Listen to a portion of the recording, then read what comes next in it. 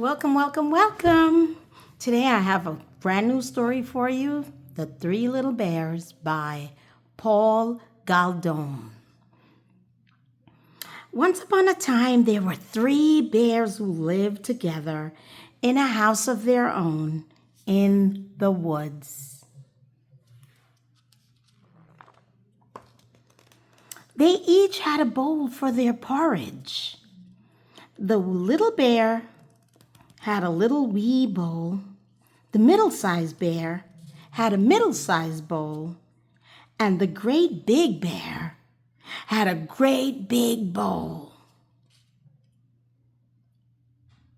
They each had a chair to sit in.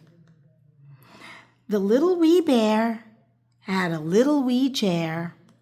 The middle-sized bear had a middle-sized chair. And the great big bear had a great big chair.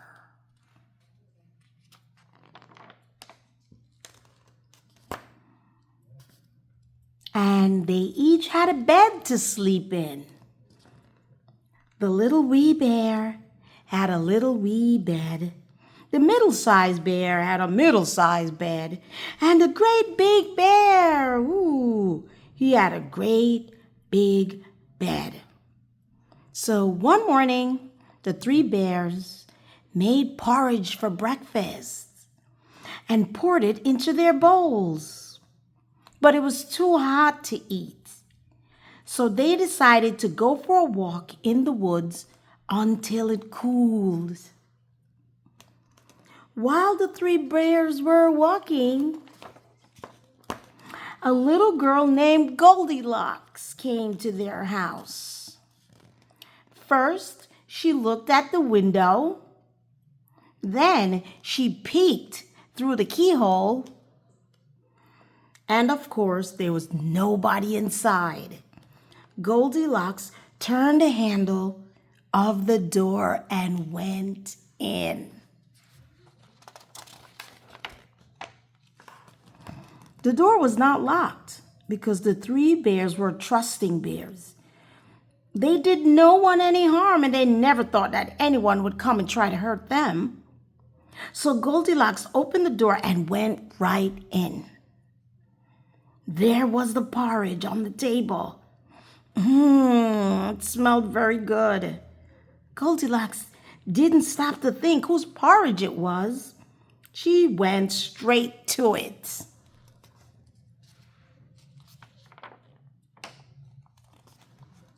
First, she tasted the porridge of the great big bear. It was too hot. Then she tasted the porridge of the middle-sized bear. It was too cold. Then she tasted the porridge of the wee little bear. And guess what? It was neither hot nor cold. It was just right. Goldilocks liked it so much that she ate it all up. Then Goldilocks decided to go into the parlor to see what else she could find.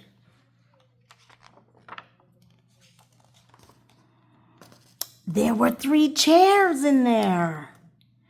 First, she sat down in the chair of the great big bear, but it was too hard. Then she sat down on the chair of the middle-sized bear. It was too soft. Then she sat down in the chair of the little wee bear. It was neither too hard nor too soft. It was just right. Goldilocks liked it so much that she rocked and rocked and rocked until the bottom of the chair fell out. Oh my God. Down she went plump onto the floor. Goldilocks went into the bedroom where the three bears slept. First, she lay down upon the bed of the great big bear, but it was too high at the head for her. She was like, no. Then she lay down on the bed of the middle-sized bear. That also was too high at the foot for her. No. Then she lay down upon the bed of the wee little bear. It was neither too high at the head, nor was it high at the foot. It was just right. Goldilocks liked it so much that she covered herself up and fell fast asleep. By this time, the three bears thought about their porridge. Should be cool now, should be better, should be ready. So they came home for breakfast. Goldilocks had left the spoon of the great big bear in the porridge bowl. He noticed it first thing. "Somebody has been tasting my porridge," said the great big bear in his great big voice. Goldilocks left the spoon of the middle-sized bear in her porridge too. "Somebody's definitely been tasting my porridge," said the middle-sized bear in her middle-sized voice.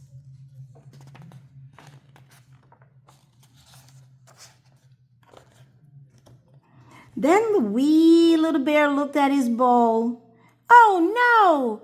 Somebody has been tasting my porridge and has eaten it all up," cried the little wee bear in his little wee voice.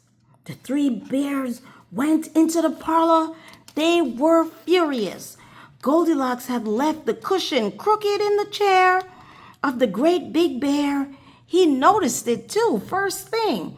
"Somebody has been sitting in my chair," said the great big bear in his great big voice.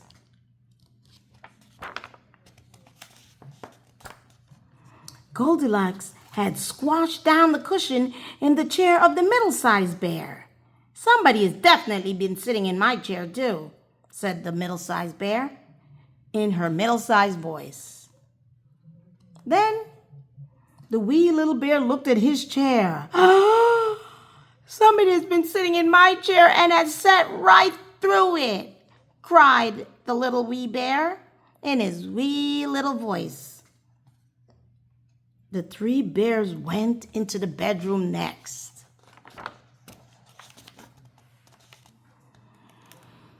Goldilocks had pulled the pillow of the great big bear out of place.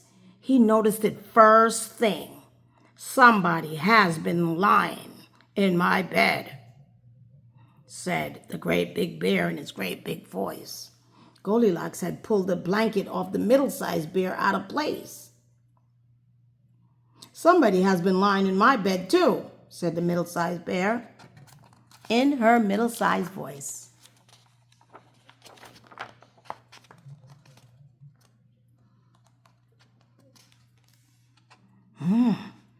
Then the little bear looked at his bed. "Somebody has been lying in my bed, and here she is," cried the wee little bear in his wee little voice. This woke Goldilocks up at once. She was shocked. There were three bears all staring at her. Ooh.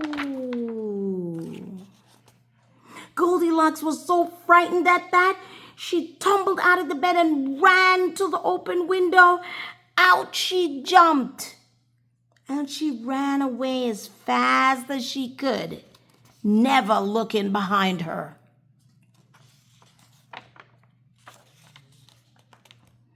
No one knows what happened to Goldilocks after that.